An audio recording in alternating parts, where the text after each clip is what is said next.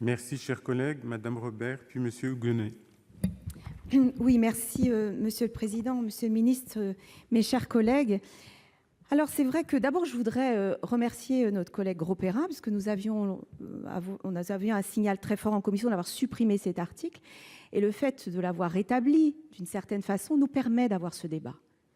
Et donc, merci, chers collègues. Et c'est d'autant plus important que je vais m'adresser au ministre. Parce que le péché originel, c'est d'avoir accepté cet article par voie d'amendement à l'Assemblée nationale. Pas d'avis du Conseil d'État, on l'a dit, pas d'étude d'impact, la concertation n'est pas terminée.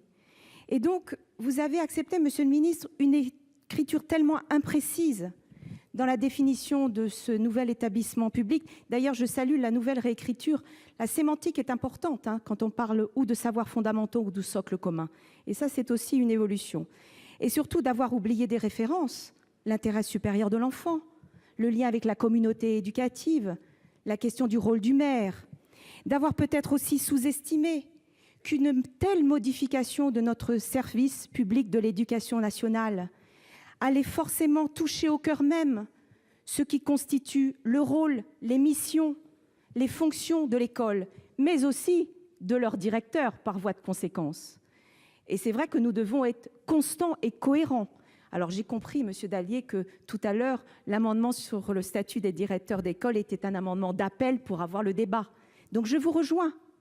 Le gouvernement aurait dû déposer cet article et aurait dû, du coup, intégrer la question du statut du directeur d'école dans cette réflexion.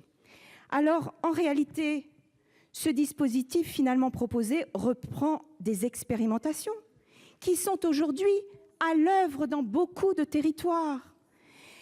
L'école du socle, bien sûr que nous le soutenons. Bien sûr que nous la soutenons, cette continuité éducative du cycle 3 et du collège. Mais pourquoi ne pas avoir d'abord évalué ces expérimentations? Car il y a des facteurs de réussite. Les conditions de la réussite, c'est d'abord, et vous l'avez dit, Monsieur le Ministre, et nous vous rejoignons, c'est la question du projet pédagogique. Mais bien sûr, l'adaptation aux spécificités territoriales, donc la question des territoires. Et on peut rattacher, on peut rapprocher, on n'est pas obligé de regrouper. Tout ça nécessite du temps, de la concertation. Et je crois que cette inquiétude est venue de cette précipitation qui a fait fi de la concertation et du rôle des maires, de l'autorité compétente de l'État, mais aussi de la communauté éducative. Je termine pour dire que nous devons être constants. Je termine pour dire que nous devons prendre du temps, approfondir et faire en sorte que le signal que nous avons donné en commission, eh bien, nous le fassions dans l'hémicycle et ce sera tout à notre honneur.